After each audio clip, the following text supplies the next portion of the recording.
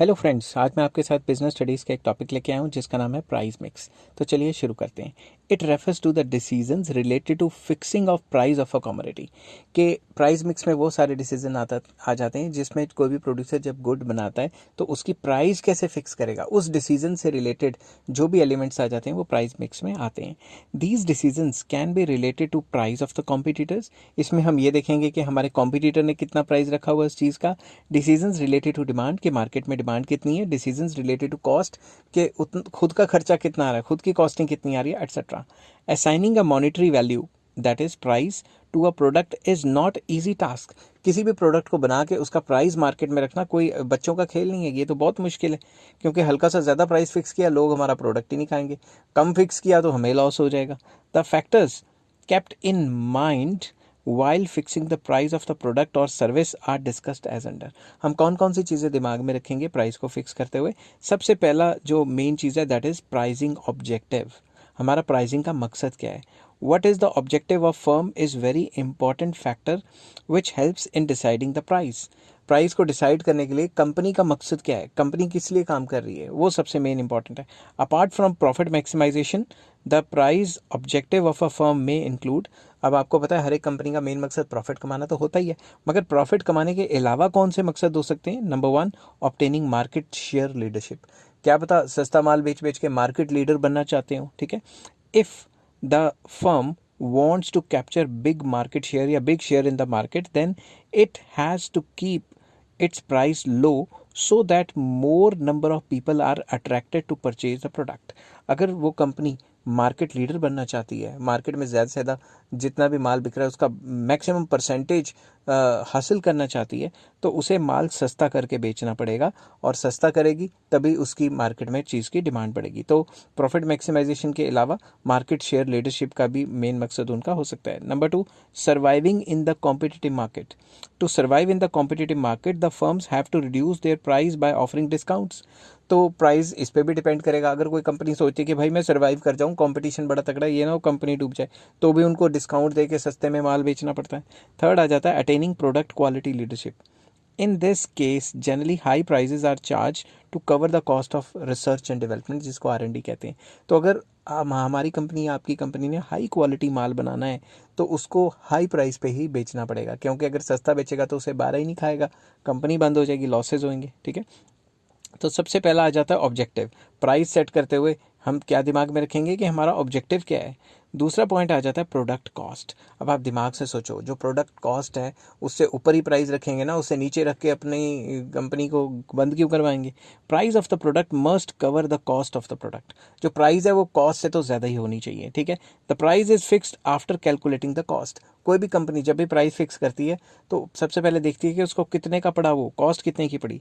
In case of high competition and to capture big market share, if firms has to fix low price then at least the price must cover the variable cost। तो जब भी कोई company market में competition करना चाहती है, कुछ भी करना चाहती है, तो कम से कम प्राइस उतना तो होना चाहिए जितनी उसकी कॉस्ट कवर हो जाए।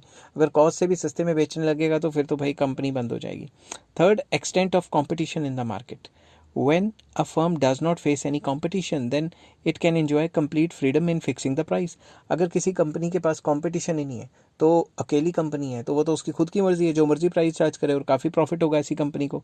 But when the competition is more than price is fixed keeping in mind the price of competitors product. जब कंपटीशन बहुत ज़्यादा है तो जब भी कोई कंपनी प्राइस फिक्स करती है तो देखती है उसके कॉम्पिटिटर ने कितना प्राइस फिक्स किया हुआ है, अपनी मर्जी से नहीं कर सकती, ठीक है। नेक्स्ट आ जाता है customers demand and utility. If the demand for the product is inelastic. अगर किसी भी चीज़ की डिमांड इनइलास्टिक है, मतलब चाहिए ही चाहिए, और दैट इज़ नो और very less substitutes are available, उस चीज़ का कोई सब्सिट्यूट अवेलेबल ही नहीं है या बहुत रेयर है, then the company can fix high price. अगर उसकी डिमांड इनइलास्टिक है और कोई सब्सिट्यूट नहीं मिल रहा तो उसकी जो प्राइजेस होंगी वो हाई होंगी। Whereas when the demand is elastic और more substitutes are available then the price has to be brought down. अगर उस चीज़ के काफ़ी सब्सिट्यूट्स अवेलेबल हैं या उसकी डिमांड काफ़ी इलास्टिक है, फ्लेक्सिबल है, तो उसमें प्राइजेस को नीचे गिराना ही पड़ेगा। If the product is highly demanded, अगर प्रोडक्ट की डिमांड बहुत ज़्यादा है, the prices can be high but at the time of low demand prices has to be brought down. अगर जैसे सीज़न चलता है, सीज़न में क्या होता है, गर्मियों का सीज़न है तो डिमांड ज़्यादा रहेगी गर्मियों के कपड़ों की, तो प्राइजेस भी उसी हिसाब से होंगे। अब सर्दियों का सीज़न आ गया तो गर्मियों के कपड़ों की डिमांड तो नहीं रही, तो उनके प्राइजेस भी गिर जाएंगे। If the product is offering high value, one can easily charge high price and vice versa. अब कई प्रोडक्ट्स होती हैं उनकी वैल्यू बहुत ज़्यादा होती है तो उनके प्राइजेस भी हाई होते हैं, क्योंकि वो हमें ज़्यादा यूटिलिटी दे रहे होते हैं। एंड वाइस वर्सा मतलब कई चीज़ों की जो वैल्यू है और यूटिलिटी कम होती है तो उनमें कम प्राइस चार्ज किया जाता है। नेक्स्ट आ जाता है government and legal regulations. Price fix करते हुए हमें ये चीज़ें भी दिमाग में रखनी है। To protect the interest of general public, the government has all the rights to control the prices of the various products and services by including the product in the category of essential goods like medicines, LPG etc.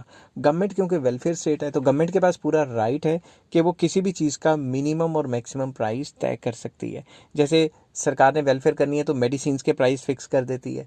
अभी पिछले दिनों government ने, जिस दिन मैं video बना रहा हूँ उससे 5-10 दिन पहले की बात है, कई मेडिसिन्स पे 84 पता नहीं कितनी मेडिसिन्स पे टैक्स बढ़ा दिया है। ठीक है, अब मुझे मत गालियाँ निकालना कि मैं किसी पार्टी को सपोर्ट करता हूँ, मैं सिर्फ गवर्नमेंट की बात कर रहा हूँ। ठीक है, with government intervention there can be a check on monopolies as they cannot charge unfair prices for the essential commodities. अगर गवर्नमेंट अच्छी है, वेलफेयर स्टेट है, तो वो पूरा का पूरा चेक रखेगी कि जिन जिन बंदों की मोनोपली है वो कहीं डबल ट्रिपल रेट तो नहीं चार्ज कर रहे। समझ के बात, क्योंकि गवर्नमेंट का मेन मकसद तो वेलफेयर ही होता है। Next, marketing methods used. If the company is using intensive advertisement to promote the sale of the product, then it will charge high price. अगर कंपनी अपना सामान ज़्यादा बेचने के लिए दबादब एडवर्टीजमेंट कर रही है, टीवी, न्यूज़पेपर, इंटरनेट, हर जगह एडवर्टीजमेंट्स कर रही है, तो उसकी कॉस्टिंग बढ़ जाएगी जिसकी वजह से वो ज़्यादा प्राइस चार्ज करेगा। Prices are also influenced by the marketing strategies like packing, distribution system, salesman employed, customer support services etcetera. तो प्राइजेस जो हैं, जो अदर मार्केटिंग मेथड्स हैं लाइक अच्छा कस्टमर सेंटर खोलना, अच्छे सेल्समैन को अपॉइंट करना, अच्छे तरीके की पैकिंग करना एट्सेट्रा एट्सेट्रा, ये सारी चीज़ों से भी जो है प्राइजेस असरदार होते हैं। आई होप ये वीडियो आपको पसंद आई होगी। अगर पसंद आई है तो please like, share and subscribe. Next video में मैं लेके आऊँगा फिजिकल और प्लेस डिस्ट्रीब्यूशन क्या होता है, और इस चैप्टर के सारे लिंक आपको डिस्क्रिप्शन में मिल जाएंगे। Take care, have a nice day.